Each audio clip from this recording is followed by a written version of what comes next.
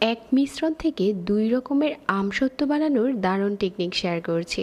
মিশ্রণটা আপনি একসাথে বানিয়ে ঝাল অথবা মিষ্টি ২ রকমের আমসত্ত্বই বানিয়ে নিতে পারবেন, আর বছর জুড়ে ভালো থাকবে রোদের ঝামেলা ছাড়া। এখানে ১.৫ কেজি আম কিউব করে কেটে নিয়েছি, পাত্রে নিয়ে নিচ্ছি। সাথে দিয়ে দিচ্ছি ১.৫ কাপ পানি। আম যেহেতু ১.৫ কেজি, পানিও ১.৫ কাপ নিয়েছি। চুলাতে বসিয়ে দিলাম আর একটু নেড়েচেড়ে সব কিছু একসাথে করে মিশিয়ে নিচ্ছি একবার। যখন ফুটতে শুরু করেছে ঢাকনা দিয়ে ঢেকে দিচ্ছি। অল্প আঁচে আমটা ভালো করে সিদ্ধ করে নিচ্ছি, তাহলে পানিটা টেনে যাবে না। এটা পরে আমাদের ছাঁকতে সুবিধা হবে। আমটা যখন এরকম পুরোপুরি গলে গেছে, এই পর্যায়ে চুলা থেকে নামিয়ে নিচ্ছি। আপনারা যে কোনো স্ট্রেনারে নিয়ে আমের এই পিউরিটা ছেঁকে নিতে পারেন। আমসত্ত্ব বানানোর জন্য অবশ্যই আপনাকে আমের পিউরিটা ছেঁকে নিতে হবে। আমি এরকম একটা ম্যাশার নিয়ে ভালো করে এরকম করে ম্যাশ করে নিচ্ছি, আর ছেঁকে নিচ্ছি। আটির সাথে যে বাড়তি অংশটা থাকে এটা ছেঁকে নিলে স্মুথ হয়ে যাবে। এরকম স্মুথ একটা আমের পিউরি পেয়ে গেছি, যেটা দিয়ে আমসত্ত্ব বানালে খেতে অনেক টেস্টি হবে। এখন এই আমের পিউরি থেকে আমি ২ রকমের আমসত্ত্ব তৈরি করব। এর জন্য একটা প্যানে নিয়ে নিলাম, পুরোটা মিশ্রণ একসাথে নিয়েছি। সাথে এখানে 1/2 কাপ গুড় দিয়ে দিচ্ছি। আপনি চাইলে চিনি দিয়ে বানাতে পারেন, তবে গুড় দিয়ে বানালে দারুণ একটা কালার আসে। আর এখানে 1/3 কাপ চিনি দিয়ে দিচ্ছি, এটা চাইলে স্কিপ করতে পারেন। 1 টুকরো দারচিনি, 1 টুকরো এলাচ, আর অর্ধেকটার মতো তেজপাতা, 1/4 চা চামচ লাল মরিচের গুঁড়া, আর 1/4 চা চামচ ভাজা জিরার গুঁড়া।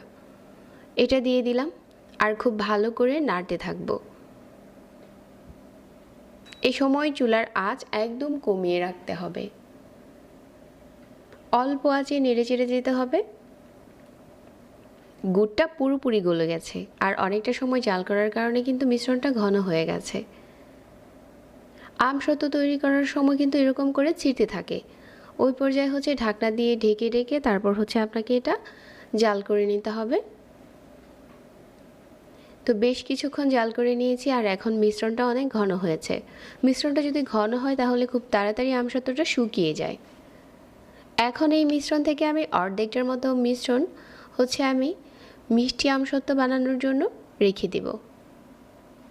এখন দেখতে ঠিক এরকম হয়েছে।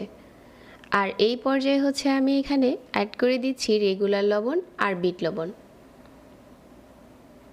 1/4 চা চামচ দিয়ে দিচ্ছি রেগুলার লবণ, আর বিট লবণ দিয়েছি 1/2 চা চামচ।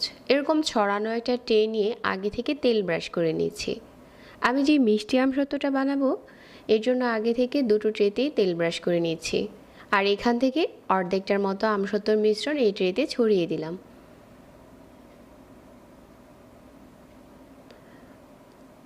আর বাকি যে অর্ধেকটা রয়ে গেছে এটা কিছুটা স্পাইসি করব। তো এর জন্য এখানে কিছু মশলা দিয়ে দিচ্ছি 2 চা চামচ 5 ফোড়নের গুঁড়া, আর 1/2 চা চামচ চিলি ফ্লেক্স। ভালো করে নেড়েচেড়ে মিশিয়ে নিচ্ছি। এই আমসত্ত্বটা খেতেও দারুণ টেস্ট হয়। এই পর্যায়ে জাল করতে হবে না। মশলাটা যখন মেশানো হয়ে যাবে ছড়ানো কোনো প্লেটে ঢেলে রোদে শুকিয়ে নিতে হবে। কড়া রোদে 2 দিন শুকিয়ে নিয়েছি, আর এটা পুরোপুরি শুকিয়ে গেছে। আমসত্ত্বটা বানালে কিন্তু বছর জুড়ে ভালো থাকে রোদের ঝামেলা ছাড়া। এটা আপনাকে ফ্রিজেও রাখতে হবে না। এখন আপনার পছন্দ মতো যে কোনো সাইজ করে কেটে নিতে পারেন, একটু ছোট ছোট করে কাটতে পারেন।